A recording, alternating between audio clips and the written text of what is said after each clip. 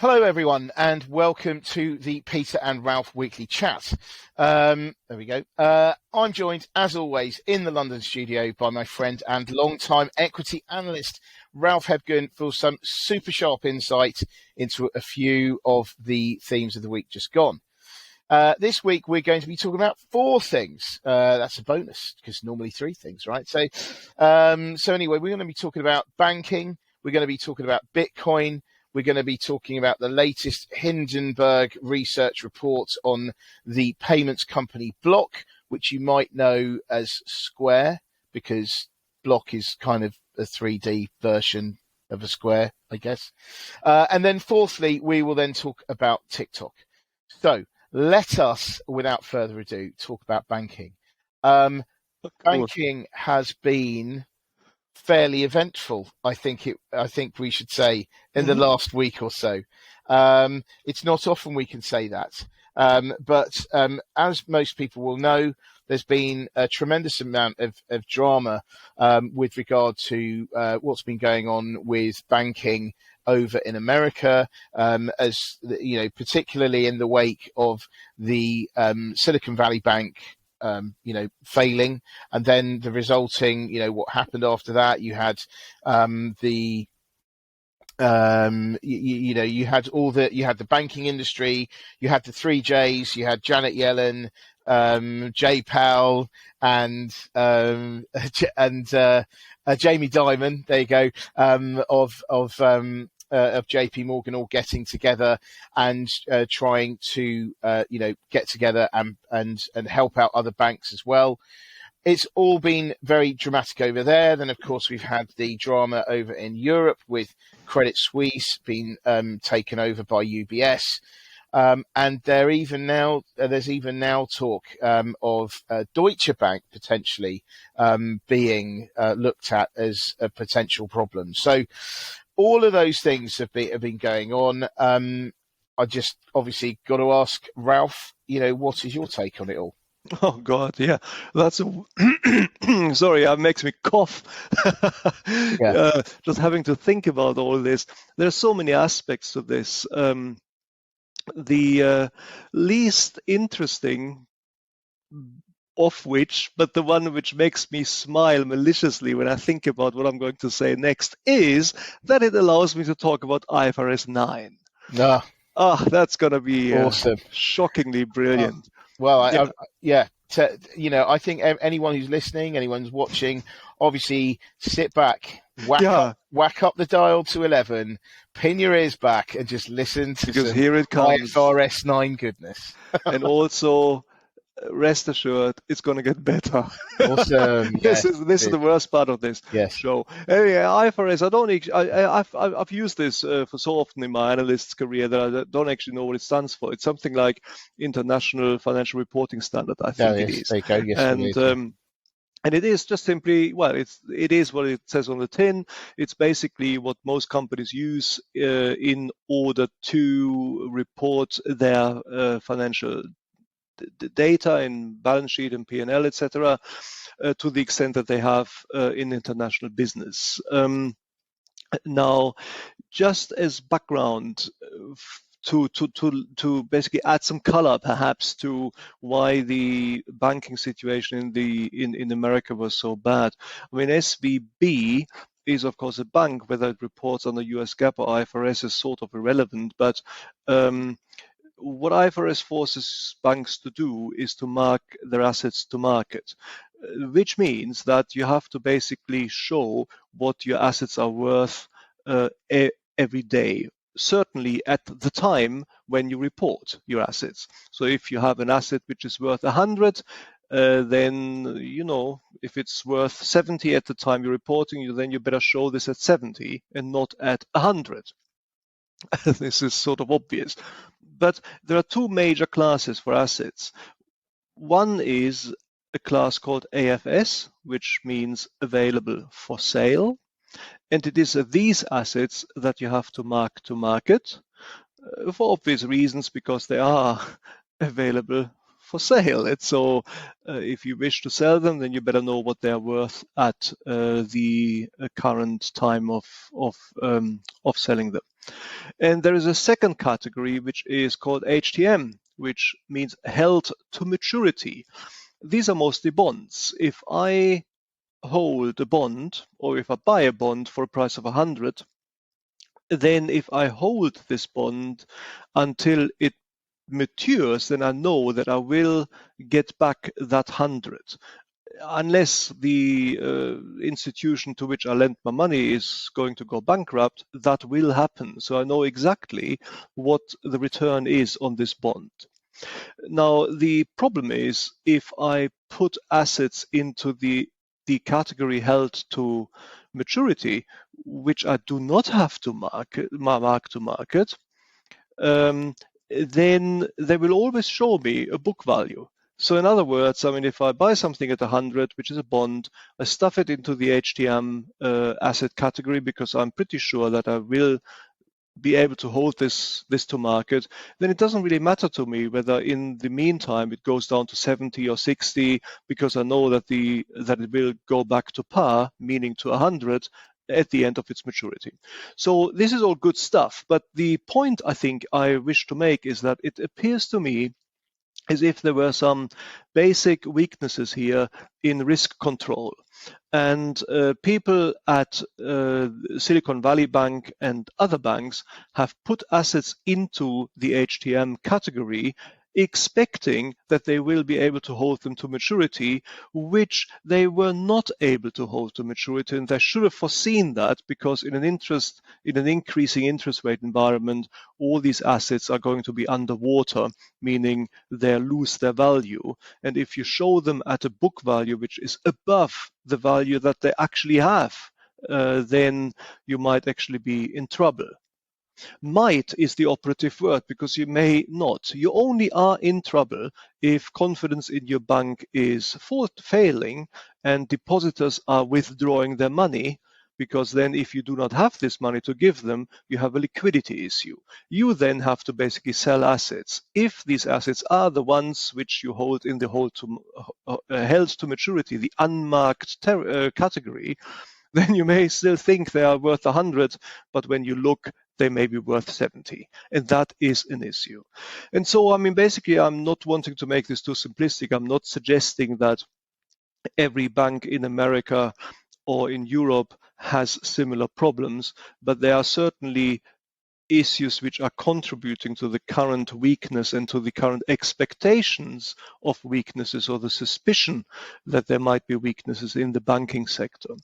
Because the problem is that we've come out of a basically decade of 0% interest rates, and we are transitioning into a high interest rate environment at a rapid and unprecedented pace, driven by inflation, which in turn is driven by geopolitical issues.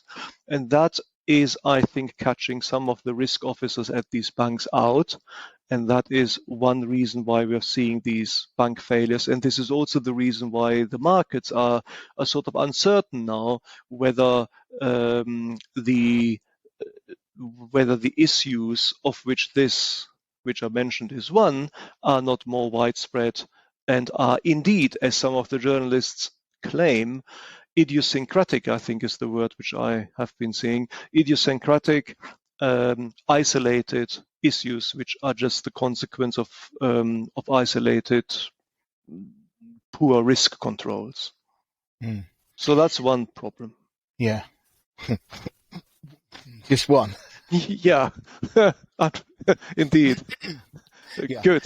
Yeah, there are a few problems I think that have been coming out. I mean, I do think that this whole this whole crisis, I think this, personally, I think this is the way I've been thinking about it is that this is different to the previous the 2008 financial crisis, because back then it was a case of bad assets.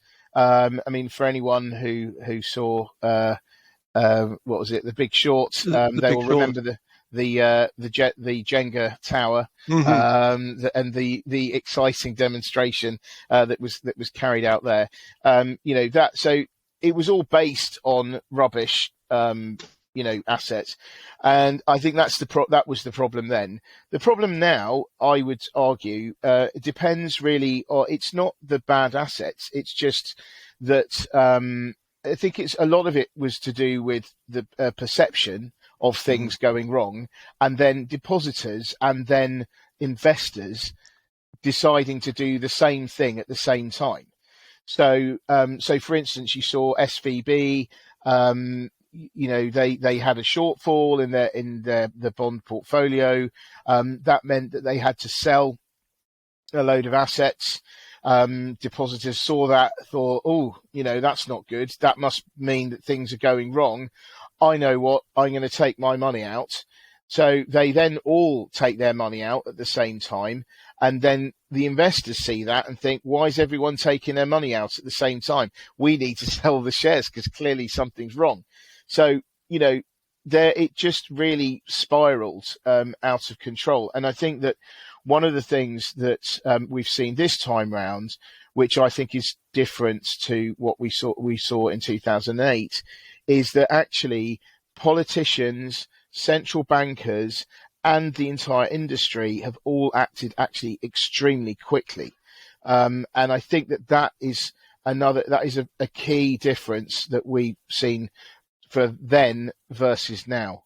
But what do you think about that, Ralph? Well, indeed. I mean, it's always difficult to compare these crises. I think I've heard a nice adage applied to history in general once, and it says history doesn't teach, but it certainly does rhyme. By which, of course, one means that, okay, it's never the same, but it's kind of looks very similar at times. And it may not be the same crisis, but that doesn't necessarily mean that we cannot actually get another banking crisis of more wide-ranging proportion. Again, for different reasons, perhaps, because sometimes when I see the press commentaries, they say things like, "Well, this 2008 was a systemic crisis, whereas this one is, as I just said, perhaps isolated to a few bad players." But then, of course, it does depend how you what you interpret systemic to mean. And what I just said, I mean, if we are in a situation where lots of risk officers as banks have not perhaps implemented prudent risk control, then, well, the crisis could easily become systemic again for different reasons. Like I said, the crises rhyme. They're not the same. They don't repeat themselves. However, to your point, yes, I think one tangible difference, and that is not something which we need to think about or interpret, that's reality. One tangible difference is indeed the reaction of regulators, swift and forceful.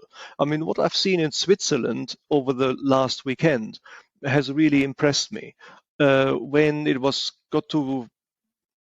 got to the end of Friday and everything was up in the air of what might happen to CSFB. As we got to the end of Sunday, FINMA, which is the Swiss financial regulator, had basically brokered a shotgun wedding between UBS and CSFB, which is astonishing if you look at the complexity of this merger.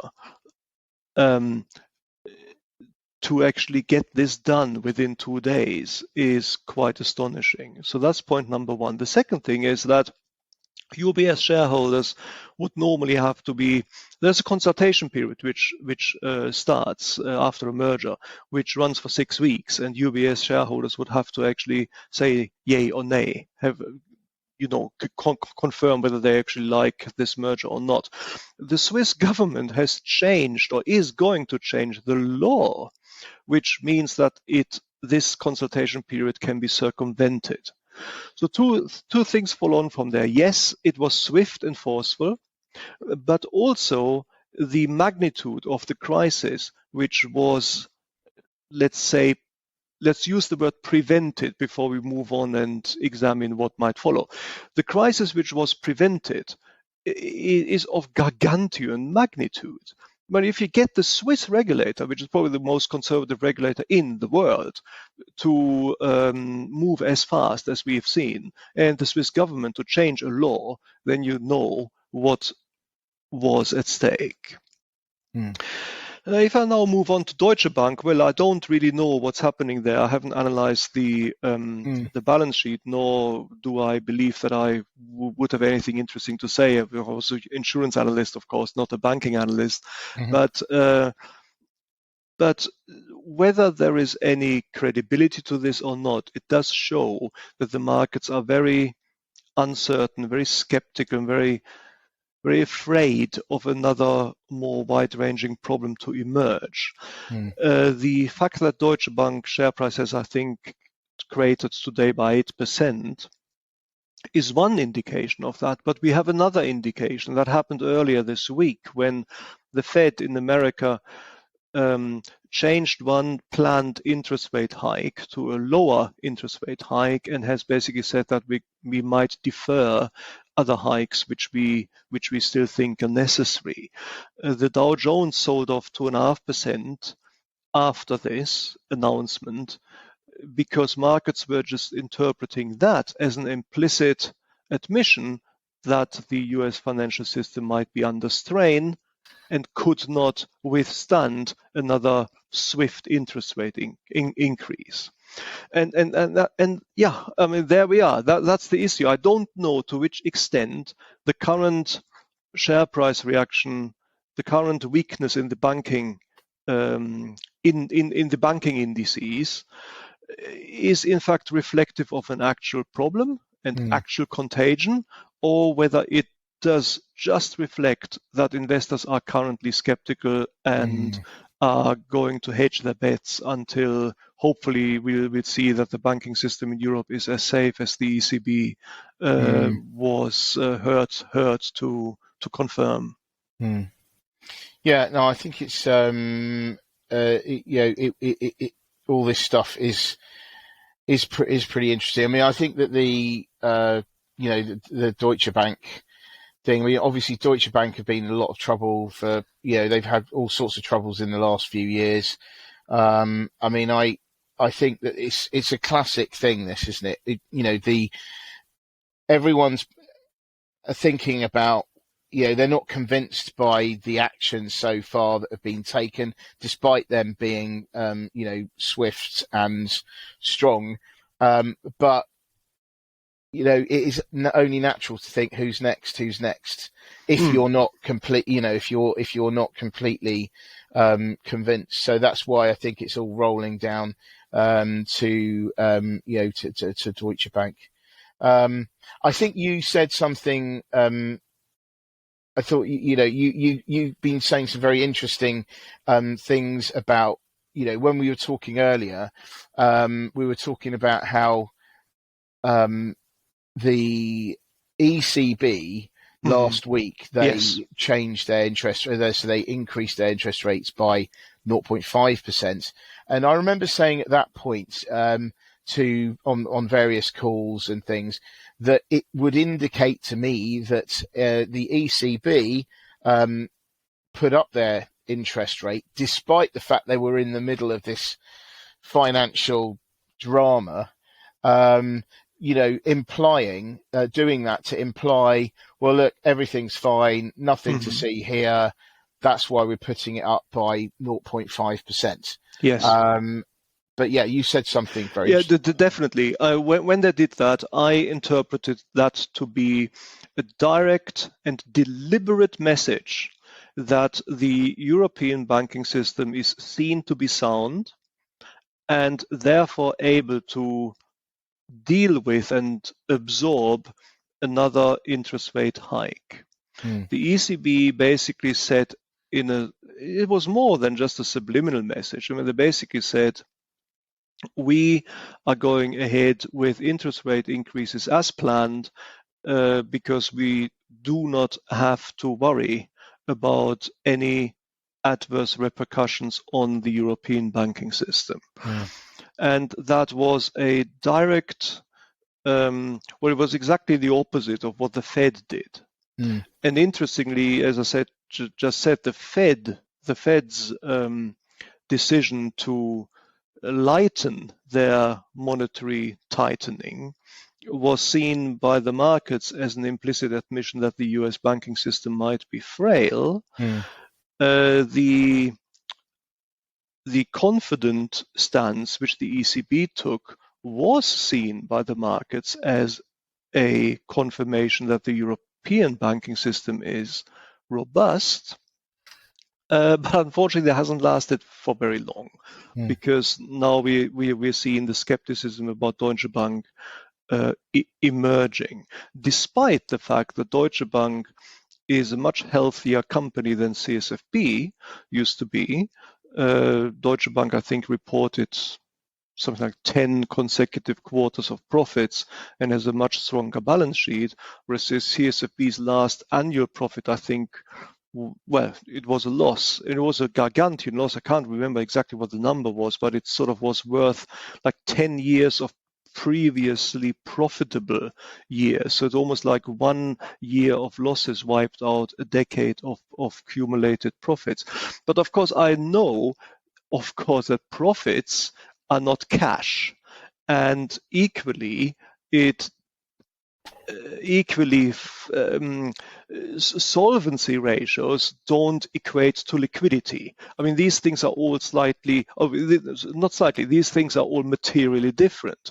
And we just have to see what transpires. I do not believe, by looking at the commentary in the press and the announcements coming from the banking sector in Germany, that the situation there is seen to be parallel to what we have witnessed in Switzerland last weekend.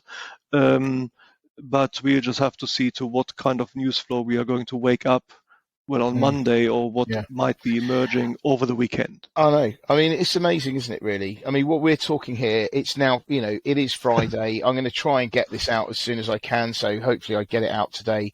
But, the situation is so incredibly fluid. And it's such a serious situation that it really can change over the weekend. I mean, I'd say normally stuff tends not to happen on the weekend, so you can have a bit of a breather, but not at the moment. It's all too serious. But anyway, let's move on from banking. And just to have a quick talk about Bitcoin, because, I mean, I'm just looking, let's have a quick look now. I mean, Bitcoin, around the 28,000 mark. When you consider, why is that? I mean, I was looking at it earlier on this week, and there was some explanation saying that, it's some billionaire crypto bros buying in. This is something that was written in a newspaper. I've forgotten which one it was. But this sounded like some sort of BS explanation that I used to get fobbed off with initially when I was a very innocent stockbroker, because I remember at the time what would happen is, I'd be sitting there broking away like a machine, and then a client would say something like, "Oh, I've got such and such in my portfolio. I've just seen it's gone down 2% in the last half hour. Why is that?" And so then I would dutifully, say, okay, I'll get back to you on that. I then go to the traders, and then the traders, I think I wrote down, where did I write them down? Yeah. So the traders would, there's a number of stock answers that you would get if they didn't know.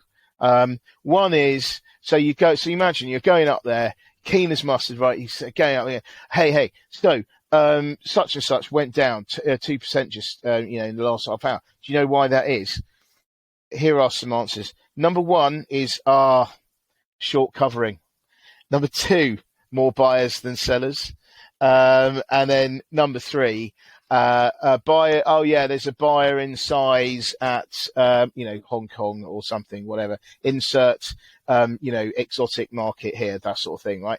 And then I'd go, okay.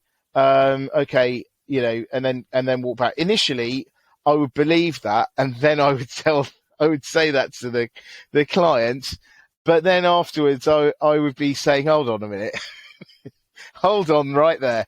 What's the real answer? Do you actually know? and then they would say, well, not exactly sure, but you know. And so anyway, this kind of explanation as to why Bitcoin has gone up is just, Yeah. not neither here nor there. Short covering. Short covering is absolutely the best answer ever. Yeah, well, it sounds good, doesn't it? Yeah, you usually offer it in the morning. Yeah. Not so much during the day, because in the morning, what happens is that there is something like the grey market, which you can sort of perceive, and of course everybody is then trying to offload any positions which go against them if you are shorting the stock. But of course also, and miraculously, this is all very difficult to prove, and this is of course what lies behind this statement. You are a short covering, mate. Oh, yeah, cool, fantastic, excellent. And the funny thing is, when some clients would also, of course, be unable to prove it either way. And so everybody goes away with a non-answer, which everybody believes in. Actually, this is getting me to an interesting point. A non-answer which everybody believes in, and believing in it makes it sort of true to an extent, And this, I think, is also the reason why crypto, Bitcoin in this particular case, has gone up 70% this year. It's the same reason. I mean, it's just really odd. If you look at this, I mean, currently we have equity market weakness after actually a very strong rally into the year. And this weakness means that people are rotating out of equity markets. What that means is basically people are selling equity market assets, equity investments, and they have to put their money somewhere else. And that normally goes into bonds, which has happened this time.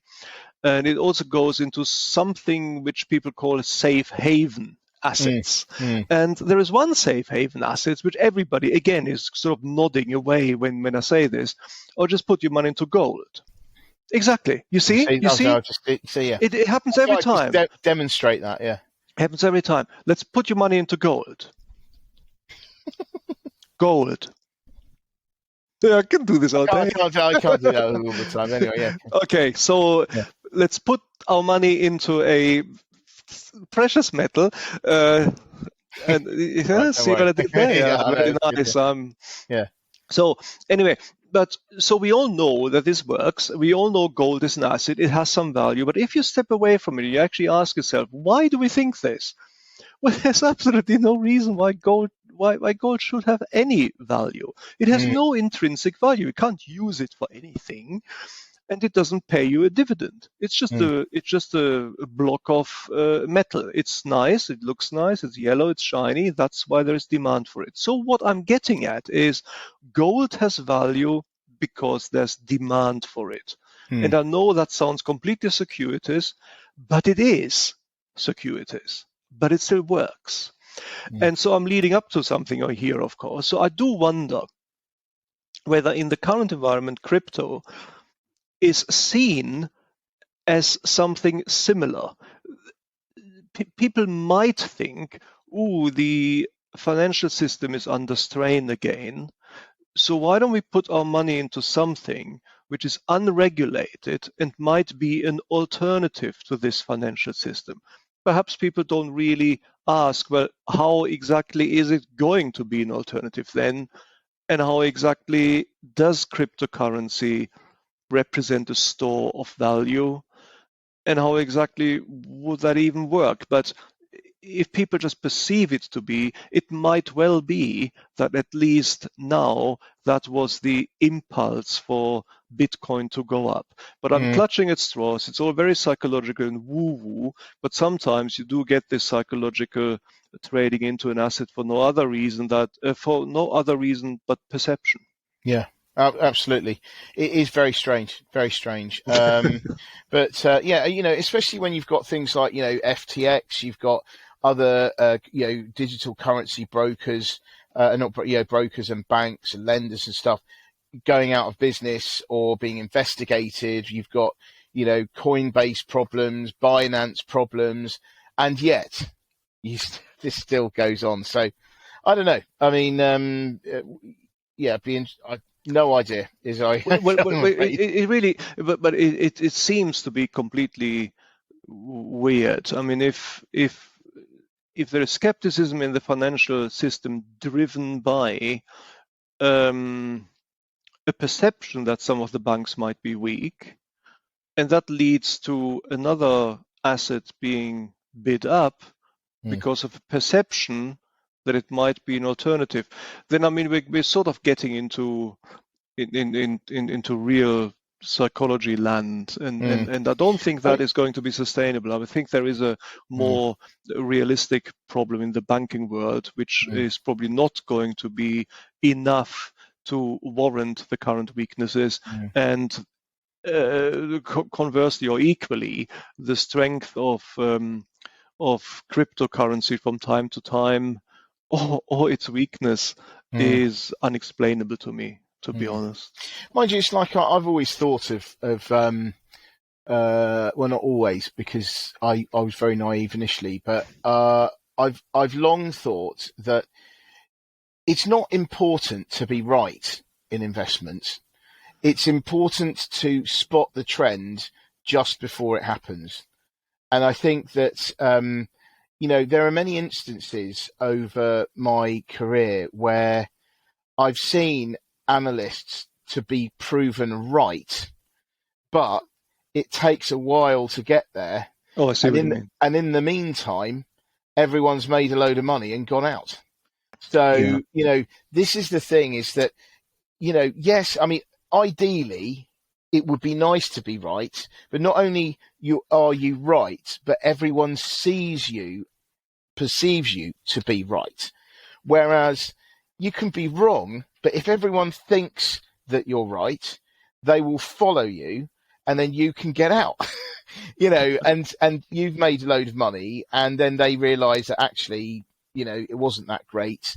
So I mean, I've long thought that it's not being right that counts; it's being able to read the room that counts, and act on it. I think, although there's a lot. I'm sure there is satisfaction in being right, but the problem is if you're right and you don't get proved right for a couple of years, then that feeling fades somewhat. Well, it depends what being right means. I mean, if it means that you have to give actionable investment advice, then being right means that you have to be sort of market timing it a little bit as well. I mean, not to the day, that's a trader's job, not to the month perhaps, but you want to be sort of, not saying like, for example, oh, there's going to be credit crunch, and then 5 years later you have a credit crunch. I know, exactly. And then you go like, I told you so, That's the time and where everyone is like, what? What are you talking about? Yeah. That was 5 years ago, mate. Yeah. And so basically, that's a bit extreme. But then, of course, I knew it. I knew it. Cool. And you're probably the only person who still remembers that you said it, because everybody else's memory isn't going to span to 5 years previously. No. And they're just going to do this, aren't they?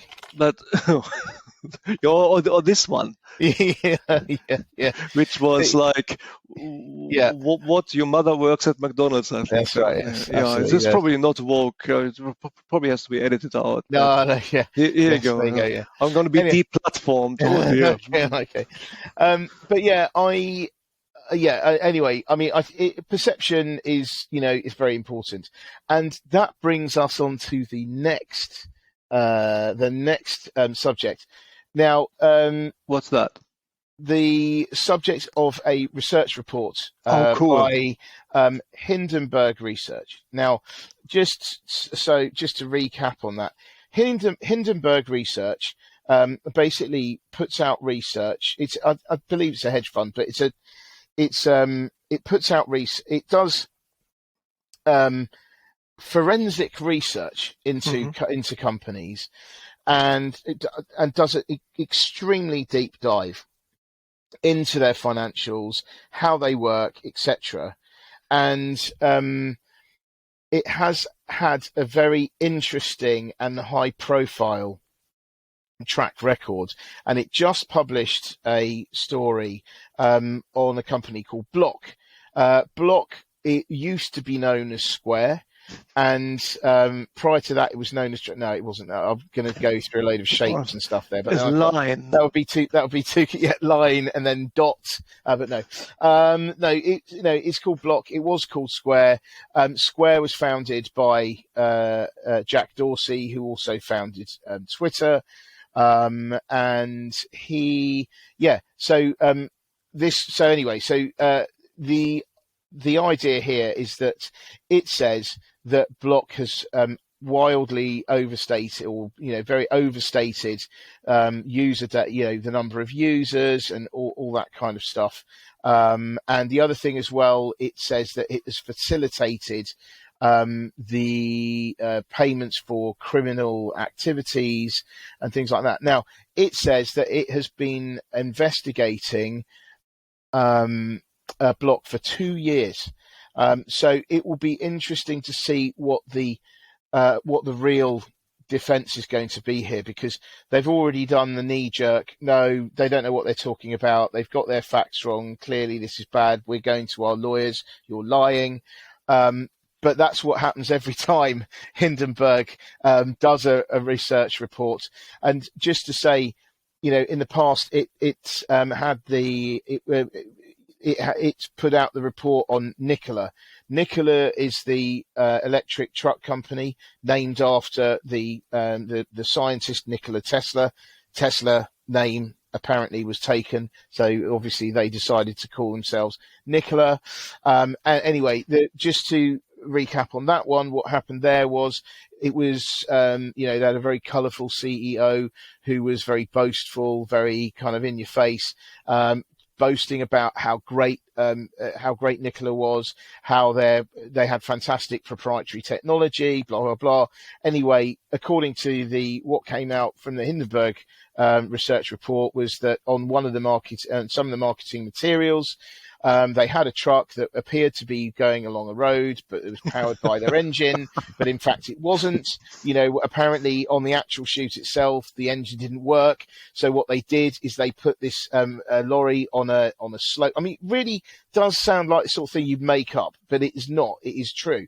They put the lorry on a slope. They filmed it going along, and then when they edited it, they actually flattened out the slope so it looked like the truck was just going along. Then you open up the engine and then you look at the parts. Look at the parts, and there's parts from different manufacturers. So it is not proprietary technology. This caused all sorts of uproar. It made it made Nikola go from hero to zero very, very quickly. The CEO had to resign, all sorts of problems.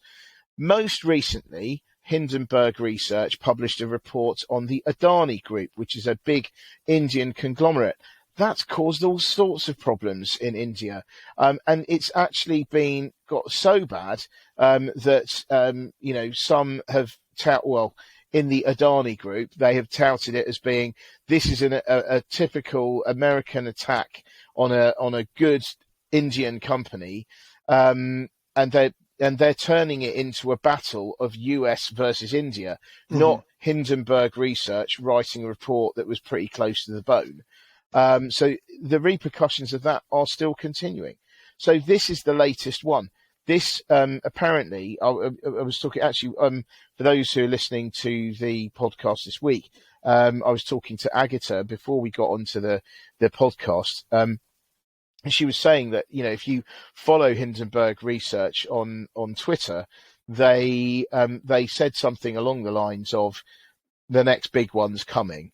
And so suddenly you've got thousands of people trying to guess who this company is, probably plugging their own, portfolios and things as well. But yeah, I mean, it's just really amazing. I mean, I have to say, they don't sponsor me or anything like that, but I just think working for them must be absolutely fascinating and liberating, because the research reports that I see from there are unlike any reports I've ever seen.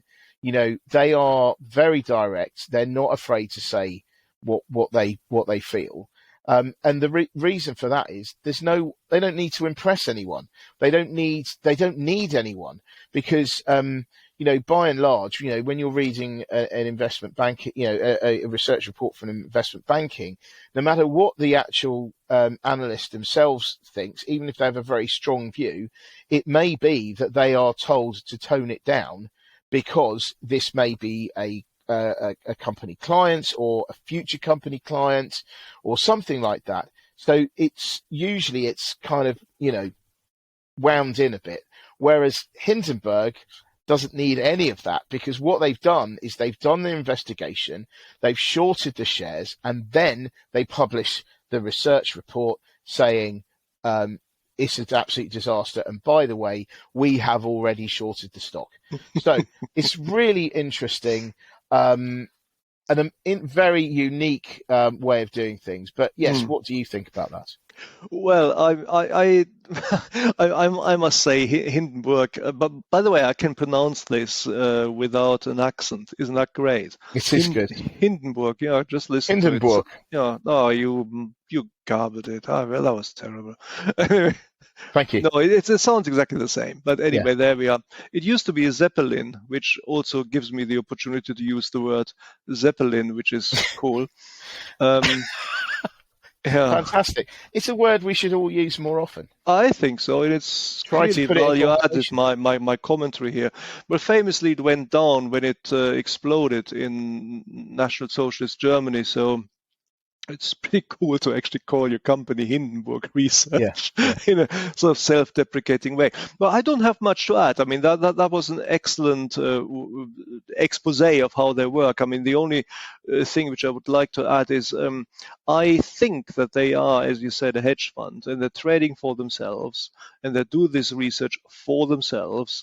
And then they, I believe, issue these reports after they trade it. Mm-hmm. So this is not, I believe, a broker who makes money from sending these research reports to clients as actionable advice, because they wouldn't be able to do that. I mean, just as a case in point, guys, I'm going to read out to you what they called their report on Nikola. And it says here, inverted commas, I mean, a quote, Nikola, how to parlay an ocean of lies into a partnership with the largest auto OEM in America, unquote. Now, I can tell you, I could never have written something like this. I would have been axed on the spot. And the reason is not so much even that I might actually make a potential corporate partner, corporate client unhappy. It's more that I cannot. Well, I'm now retired, but a working equity analyst cannot be seen to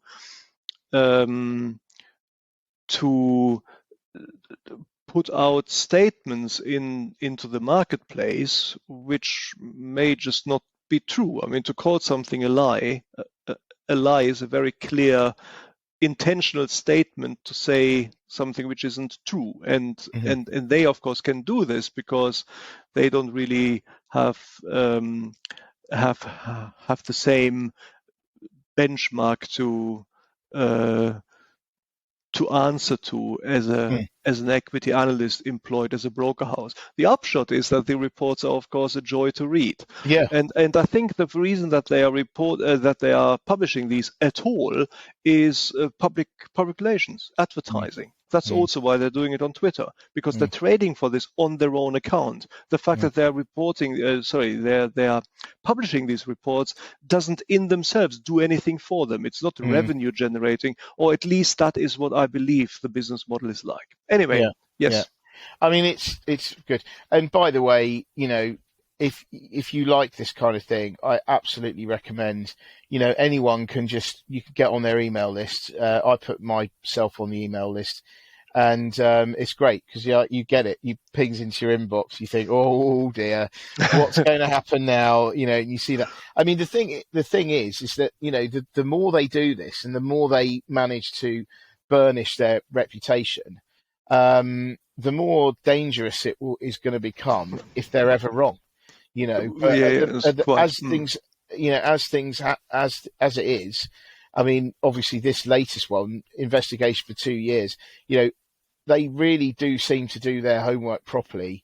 and their story does seem to be is watertight. So, but yes, I'm sure that it will be a real. This is going to be a real problem in the future. But anyway, it's really great now. It's very interesting. Block. We don't know what's going to happen there. It'd be interesting to see what the defense is like. Share price went down 22% initially on the news, closed down 14%. I'll just have a quick look here just to see if anything, can I see anything on the Wall Street Journal? Not quite. Hold on. Yeah, I can't see anything at this moment in time. No, I can't see anything. Nothing particularly to see here. No, okay, no, fine, no, that's okay. Yeah, I've not heard anything. I've not heard anything. But anyway, yeah. So we'll see what happens there. Okay, so let's final thing. Let's just talk about TikTok. It's looking increasingly likely that there will be a TikTok ban. They've even been desperate enough to get a whole load of TikTokers, big influencers, to say, "Oh, please don't do that." And they're talking about, how this is freedom of speech and stuff. Well, clearly, it's about their livelihood. Let's face it. That's why they're protesting, because it's their livelihood. But anyway. It's at the moment, the whole thing is all surrounding the fact that the US government has been one of the governments around the world that's banned the use of TikTok on government issued phones. They are arguing that there's a security issue. There could be data breaches. We've seen that actually there was an admission by the head of TikTok that yes, engineers at ByteDance, which is the parent company, Chinese engineers do have access to the data, and the implication there is, although they deny this, is that the government could feasibly come along and say, "Hey, can we have a look at your data?" Or we would like to put something out, if that's okay with you. So at the moment, I mean, I personally think that if it really is, if that is the reason they're looking at it, I don't think that an American company buying TikTok, which is what the US is trying to push forward, I don't think that's going to work at all. We've also, what was interesting about this is that China got involved and said, we do not agree with a forced sale of TikTok.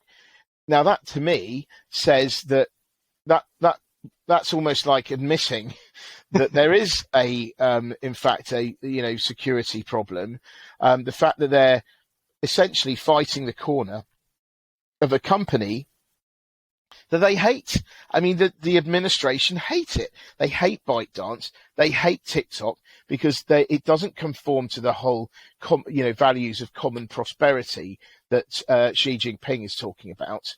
So the fact that they've actually popped up with this is quite amazing.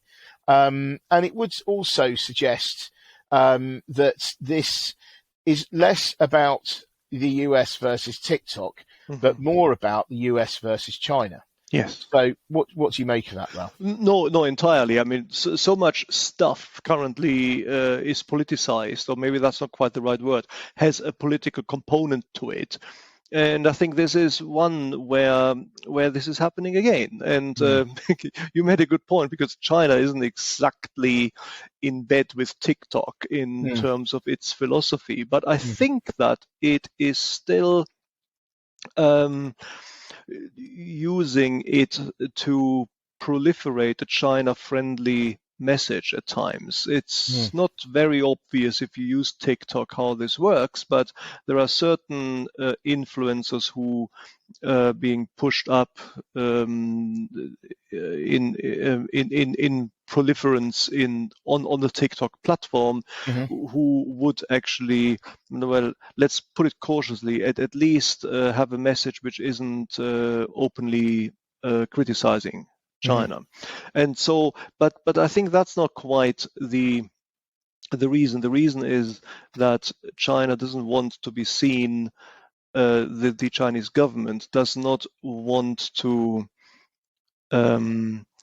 be seen as allowing the US to broker a sale of a Chinese domiciled company.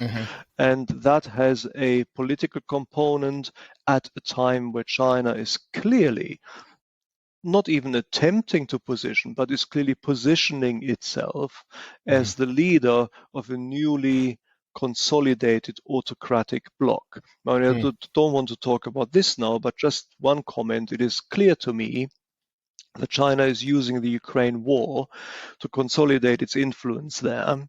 It is obvious what it's doing with Russia, which is now a client, well, junior partner, people say. Client state might also be a word which one might use. It's brokering a rapprochement between Iran and Saudi Arabia, which is pretty much unheard of.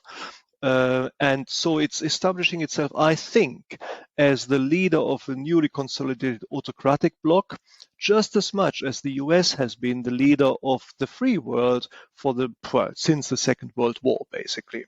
And in this framework, I think we can slot this particular bit as well, because that is what China does not want to do. It does not want to be seen as weak in this particular contest. Looking at the side of the US, however, now banning, I mean, we discussed this on the show last week, and I was sort of perhaps flippantly saying I would find this amusing. I wouldn't really find this amusing very much. I mean, it would send some sort of message from the US to China, but I'm now wondering whether it would be as strong a message as I interpreted it to be last time we talked about it. Because to some extent, if you ban something, then it is also an implicit admission that you are unable to deal with any influences that you might see as negative in a different way, and it's a very blunt instrument to do something. So we'll just have to see where this is going to end. But I believe you're right. This is beginning to become a political struggle rather than one of conflicting enterprise visions, let's say. Yeah, I mean, I think that the other thing as well is that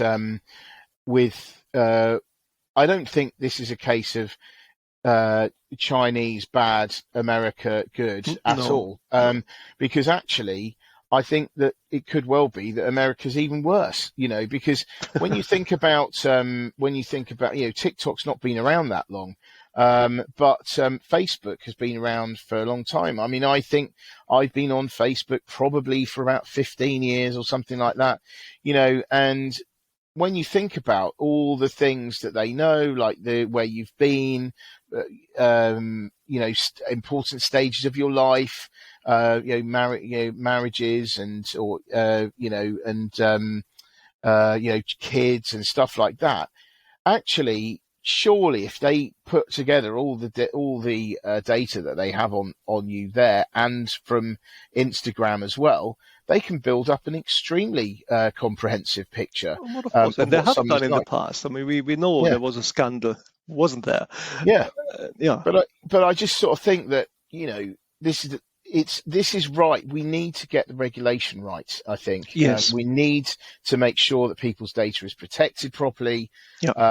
And it is important now more than ever, as more and more people put more of their lives online, that I think that this absolutely needs to be addressed.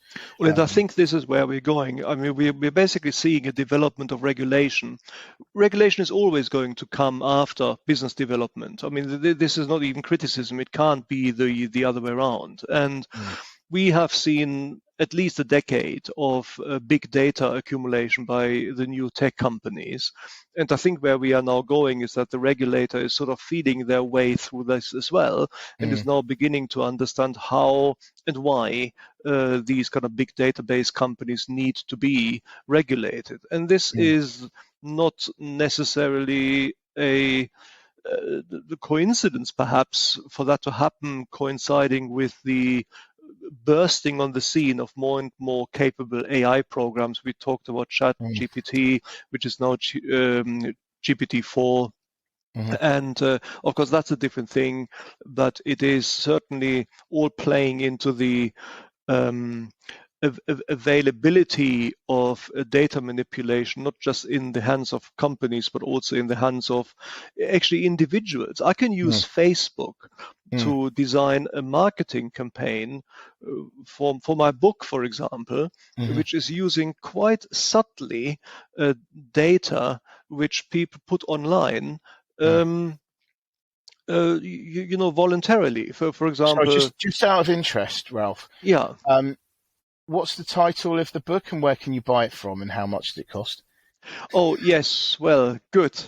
This wasn't planned. By the way, I've gone dark here. You have gone dark. I was just wondering if there's some sort of mood lighting going on there. No, it's not. It's because London is, unfortunately, it's quite rainy here, which is clearly not the case in the provinces. Okay, the sun always shines in Guildford. Oh, right? Yes, baby. The sun always shines where you are. Yeah. That's just so lovely. The sun always shines in Guildford. Yeah, okay, fine. We're clearly drawing to a close. So let me get this in. Happiness Rules. It's a very good book. It's written by Mark Hepwood, which is me. And you can buy it on Amazon. Pen name, right? Don't interrupt this most important message. Okay. Please. So where is it? Where can you buy it? On Amazon. And you can buy it on the Kindle, and it will make you happy, and it will tell you exactly how to live your life, and it's going to make me rich. Sorry, that has nothing to do with it. No, of course not. Good business model. Anyway, so yes, where was I? I think I stopped. Yeah. So anyway, I think that we might as well stop it there. But I do think that it's been a tremendous week in terms of just so much going on, and what is going to happen next week. I really don't know. So anyway, what will happen though is that we will be there for you. We will be there for you. I may have needed to sell my furniture if we get a market meltdown. Yeah, well. Oh yes, I'm going to sit on a soapbox. That's just going to be apt. Nice. But anyway, so there we go. Right. I guess we better bring this to an end. Thank you very much indeed for your insight. It's been fascinating as always. Thank you very much for listening. If you've listened this far, well done. If you've watched this far, even more well done. Thank you very much indeed for your time. We'll be back again next time. Many thanks. Absolutely. Thanks, guys. Bye. Bye.